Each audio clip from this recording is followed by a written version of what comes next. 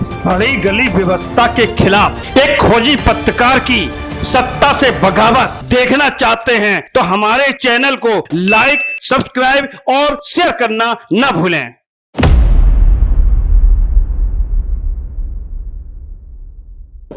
नमस्कार दोस्तों, मैं हूं संजय राजन। रिश्ता न्यूज में आपका बहुत बहुत स्वागत है।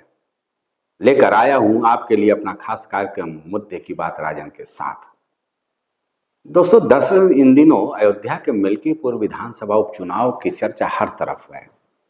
वैसे हाल ही में हुए उत्तर प्रदेश के विधानसभा सीटों के उपचुनाव के नतीजे चाहे जो रहे हों, लेकिन सारी सीटें अपनी जगह अयोध्या के मिल्कीपुर विधानसभा सीट पर भारी है। आप सोच रहे होंगे कि ऐसा मैं क्यों कह रहा हूं। इस विधानसभा सीट के उपचुनाव में आखिर क्या है? दरअसल पिछले साल 22 जनवरी 2024 को अयोध्या में रामलला 500 साल बाद अपने नए मंदिर में विराजे थे। भारतीय जनता पार्टी को यह उम्मीद थी कि राम मंदिर निर्माण कार्य संपन्न होने से लोकसभा चुनाव में उसे भारी बहुमत की सरकार एक बार फिर केंद्र में हासिल होगी, परंतु ऐसा हो ना सका। बेशक एनडीए केंद्र में बहुमत की सरकार बनाने में सफल हुई, लेकिन भारतीय जनता पार्टी अकेले अपने दम पर केंद्र में बहुमत की सरकार नहीं बना पाई। और बात तो तब प्रतिष्ठा पर बनाई जब फैजाबाद लोकसभा सीट, जहां पर अयोध्या आता है, अयोध्या में राम मंदिर का निर्माण कार्य संपन्न हुआ और इसे बड़े कैनवास में प्रस्तुत करने की भारतीय जनता पार्टी और उनके आनुषंगिक संगठनों की ओर से कोशिश की गई। वहां पर समाजवादी पार्टी पीडीए का नारा देकर जीत हासिल करने में सफल हो गई। अब सोचिए, बाकी सीटों को लेकर के बेशक बहुत चर्चा नहीं रही, लेकिन जिस तरह से इंडिया ब्लॉक ने फैजाबाद लोकसभा सीट पर जीत हासिल की ब्रांडिंग की, हर मंच से भारतीय जनता पार्टी और टीम मोदी योगी की जमकर मजम्मत की एक अजीब सी स्थिति भारतीय जनता पार्टी के सामने खड़ी हो गई। मिल्कीपुर से समाजवादी पार्टी के विधायक अवधेश प्रसाद का फैजाबाद से संसद तक पहुंचना और अवधेश प्रसाद को लोकसभा में अखिलेश यादव के साथ फ्रंट सीट पर बैठाना, मानो भारतीय जनता पार्टी या कह सकते हैं कि एनडीए उसके लिए एक मुंह चढ़ाने जैसी स्थिति पैदा हो गई। अब अवधेश प्रसाद के सांसद होने के बाद रिक्त हुई मिल्कीपुर विधानसभा सीट पर उपचुनाव होना है।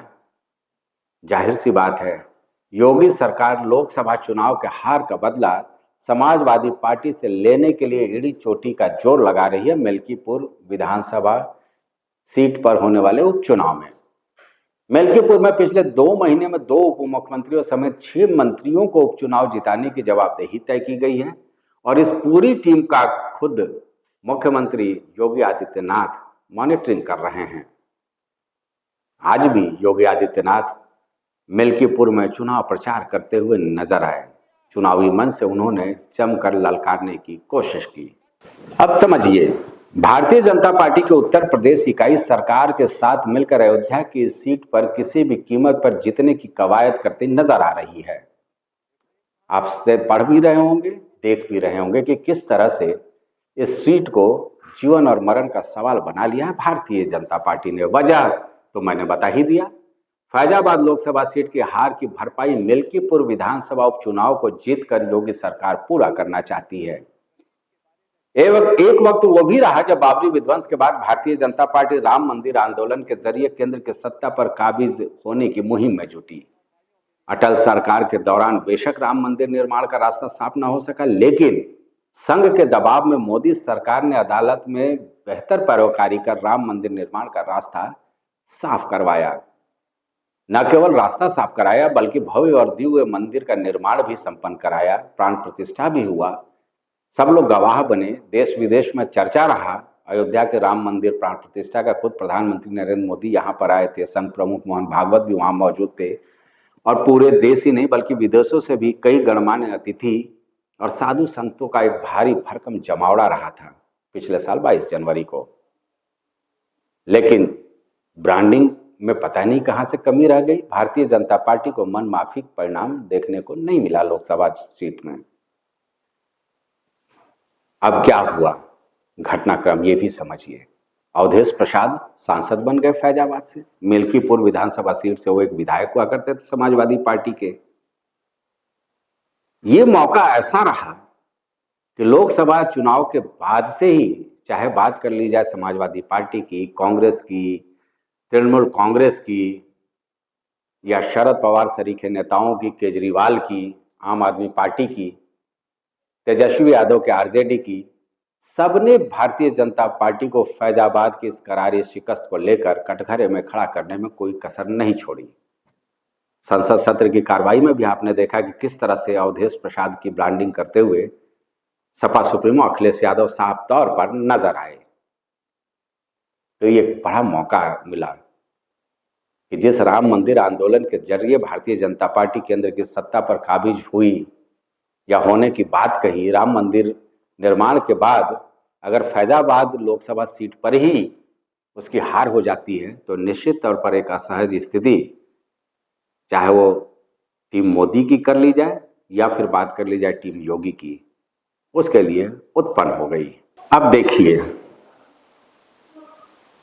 क्योंकि मिल्कीपुर विधानसभा सीट जो है, जो उपचुनाव होने वाला है दिल्ली विधानसभा चुनाव के साथ साथ, ये टीम योगी के लिए क्यों महत्वपूर्ण हो जाता है, क्योंकि फायर ब्रांड हिंदूवादी नेता के तौर पर मुख्यमंत्री योगी आदित्यनाथ ने अपने विश्व में एक पहचान बना ली है।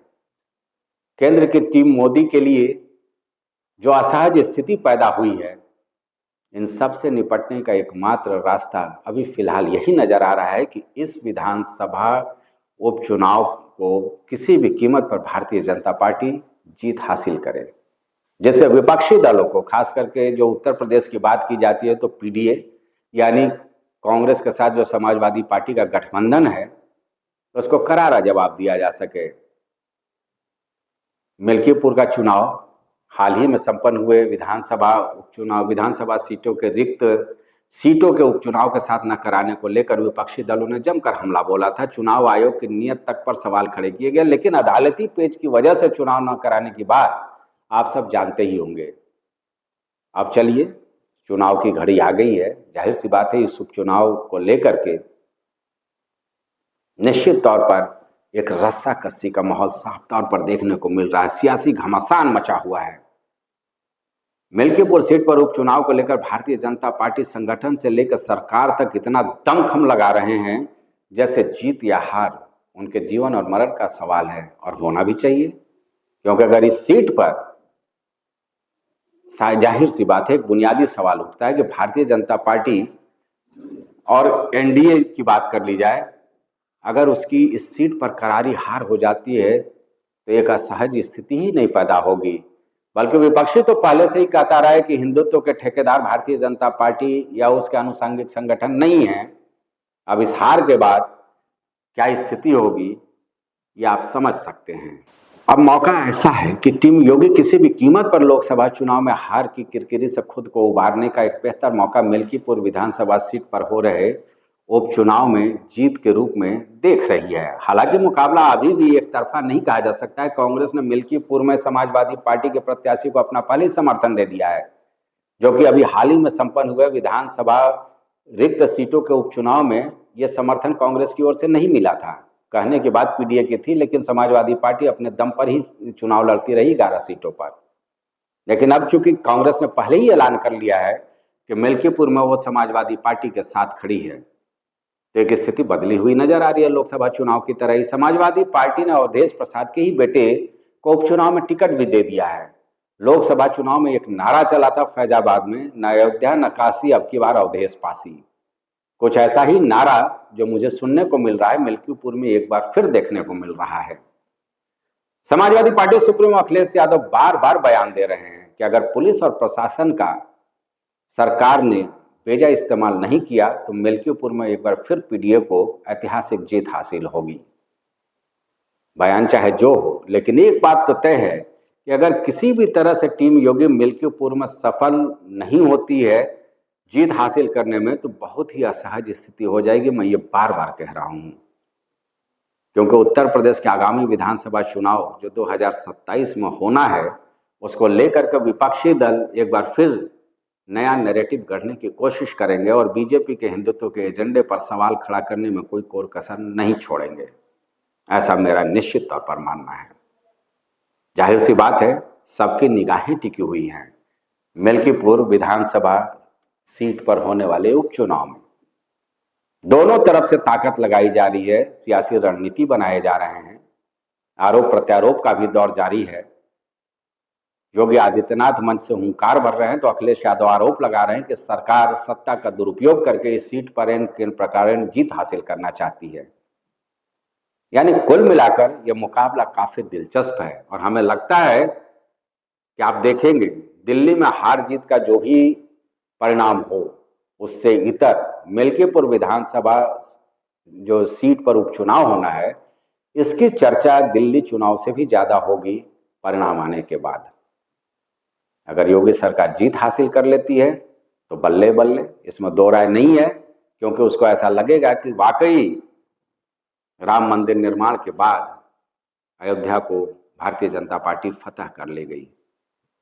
हालांकि अवधेश प्रसाद अभी तो 5 साल तक फैजाबाद के सांसद रहेंगे और चूंकि मिल्कीपुर विधानसभा सीट उपचुनाव जो है ये भारतीय जनता पार्टी के लिए प्रतिष्ठा का सवाल बना हुआ है, तो ऐसे में देखना दिलचस्प होता है कि आखिर पीडीए जीतता है या फिर बीजेपी की अगुवाई वाली एनडीए। तो दोस्तों, परिणाम जो भी आएगा, दिलचस्पी सबकी है इसमें, मैं भी नज़र रखूंगा और परिणाम आने के बाद अपना एक नया विश्लेषण लेकर आपके सामने फिर उपस्थित होऊंगा। फिलहाल इस वीडियो में इतना ही।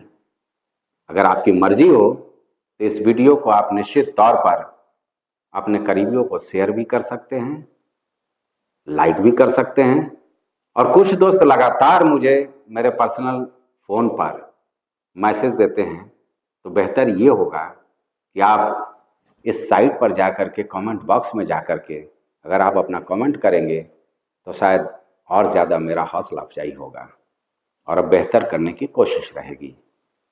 फिलहाल मुझे दीजिए इजाज़त। नमस्कार।